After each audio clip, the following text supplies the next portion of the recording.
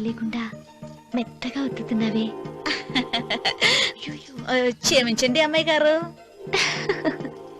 అన్నవరం పొద్దుటి నుంచి నా మనసు నా దగ్గర లేదురా. ఏ చేతి ఖర్చులు డబ్బులు లేవని అక్కడ తాకట్టు పెట్టారా? లేదురా, ఆ, ఆ అమ్మాయి గుర్తొస్తుంది. ఈయన్ని గుడికి తీసుకెళ్ళటం నాదే తప్పు. పంపదీసి నేను చూసిన అమ్మాయి గురించి ఆలోచిస్తున్నాడా ఏంటి? ఏంట్రా సణుగుతున్నావు? సణుగుడుగా చిరబాబు గారు, ఆవిడ గురించి ఆలోచిస్తున్నా. ఆవిడ గొంతు, ఆ కళ్ళు, ఆవిడ కట్టుకున్న చీర, ఆవిడ పెట్టుకున్న నగలు. చీర ఎక్కడ కట్టిందిరా? గుండెల దాకా లంగా కట్టుకుని కొలంలో స్నానం చేస్తుంటే. కొలంలో స్నానం చేయడం ఏంటి చిరబాబు? గుళ్ళో నా పక్కన నిలబడి హారతి తీసుకుంటాను. నువ్వెవరి గురించి మాట్లాడుతున్నావురా? నేను చూసిన అతను చాలా గొప్పవాడు, బాగా డబ్బులున్నవాడు. రేపు నన్ను చూసుకోడానికి వస్తున్నాడు. అందుకని మీరు ఏంటి, నేను ఇక్కడ ఉండకుండా వెళ్ళిపోవాలా? మీరు నాలాగా, నేను మీలాగా నటించాలమ్మా. అంటే పని మనిషిలాగానా? మరి అమ్మ నాన్న వాళ్ళు వస్తే ఎలా? వాళ్ళు వస్తాయేంటి? ఒకళ్ళు వంట మనిషి, ఒకళ్ళు తోట మళ్ళీ చెప్పుకుంటానమ్మా. అమ్మా మీరేం బాధపడకండి చిరబాబు గారు. మీరు చూసిన అమ్మాయిని నేను ఎతికి పట్టుకుంటా. ఈ లోపు మీరు నాకు సాయం చేయాలి. ఏమిటిది? గొడుగు సరిగ్గా పట్టుకో. వంగలేకపోతున్నావా?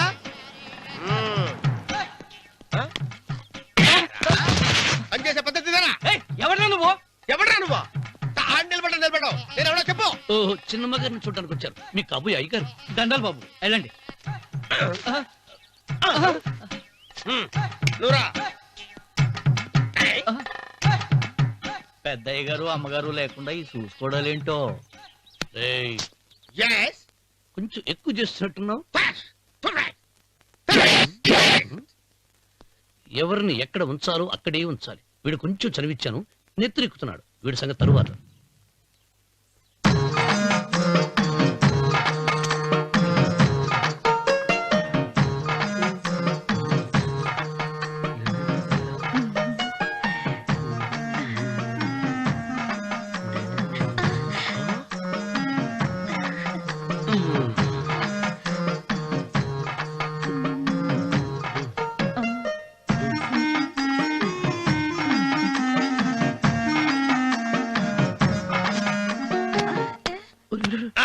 కుర్చీ కుర్చీ.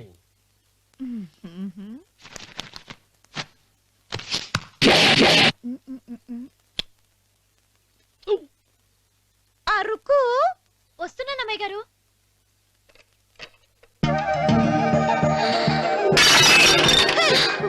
నీకు కొట్టానట చూడు.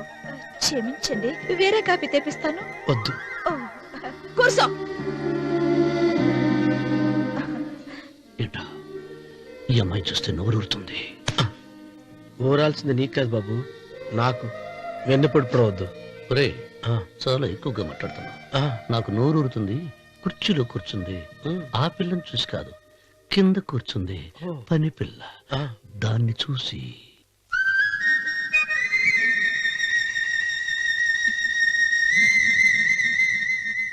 ఏంటిది? నా మనసు పాలేరు మీదకి పోతుంది. ఏంటో. అయ్యగారిని ఏమైనా ప్రశ్నలు అడగండి అమ్మగారు. నేనా?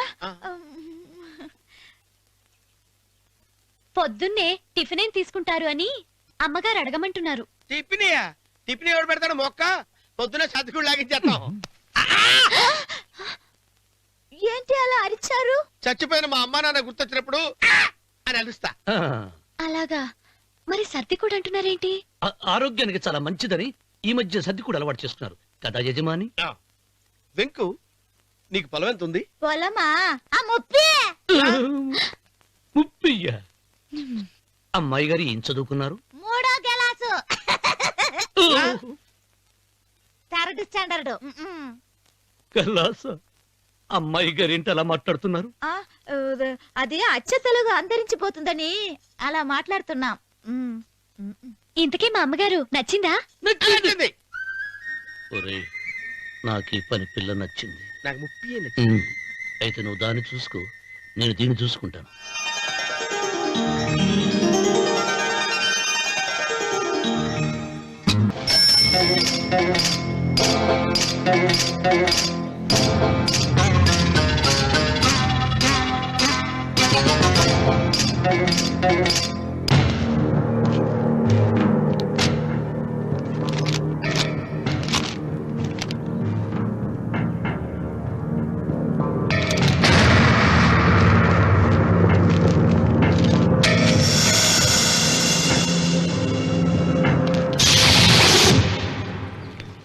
రామన్న చౌదరి, ఏయ్, ఎంత దమ్ము నీకు? నాకు కాగితం పంపుతావా? విన్నావా తొడదెబ్బ? దడదడలాడాల్సిందే. ఆకు తిప్పడం నీకు అలవాటు కదా. ఆకు తిప్పితే తిరిగేది ఆకు కాదు, నీ చరిత్ర. నేను సుబ్బారాయుణ్ణి కాదు, పహిల్వాన్ పాపారావుని.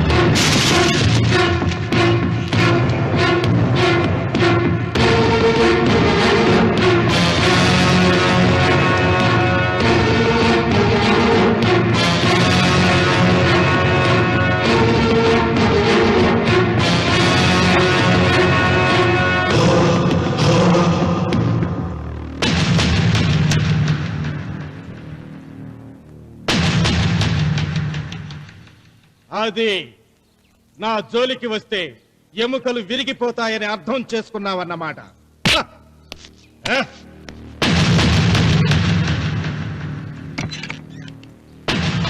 మొట్టమొదటిసారి అయ్యగారు భయపడినట్టున్నారు. రాముడు తను ఓడిపోయానని ఒప్పుకుంటున్నాడా ఏమిటి?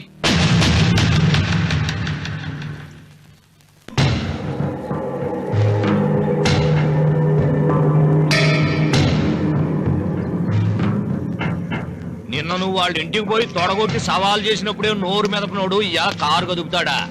రాడన్నా నమ్మకం. వస్తే బాగుండు. నా కండలకి యమ దురదగా ఉంది.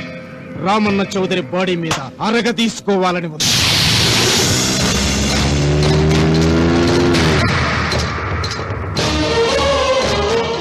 నువ్వు ఊహించినట్టే వస్తున్నాడయ్యో. అని ఏం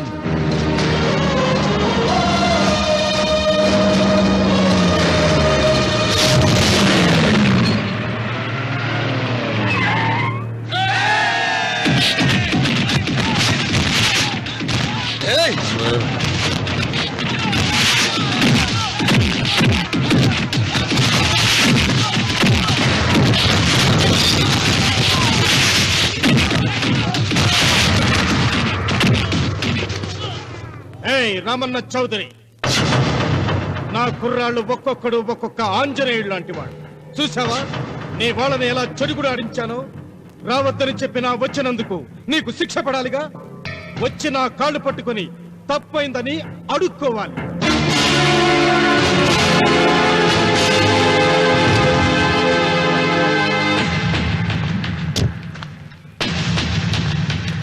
ఆగో, నీ పాదం తాకిన నేల నీ సొంతం అంటావుగా. అందుకే నువ్వు నేల మీద నీ పాదాలతో నడిచి రాకూడదు, మోకాళ్ళ మీద నడుచుకుంటూ రావాలి.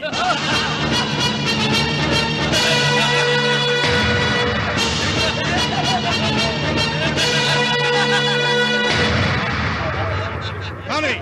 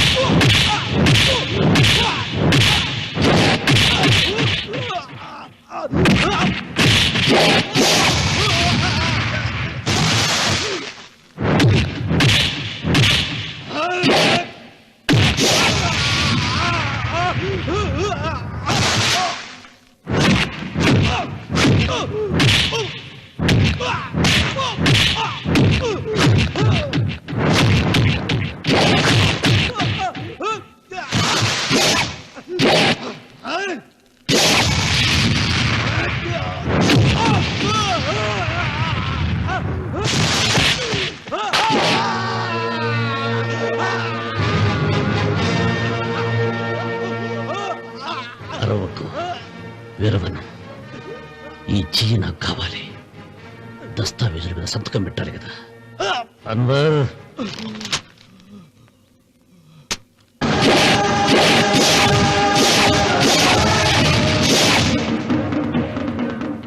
గుర్రానికి కాళ్లల్లో బలం, సింహానికి నోట్లో బలం, గరుడు పక్షికి కంట్లో బలం.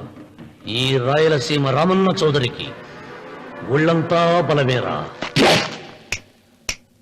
రామన్న రామన్న చౌదరిరా.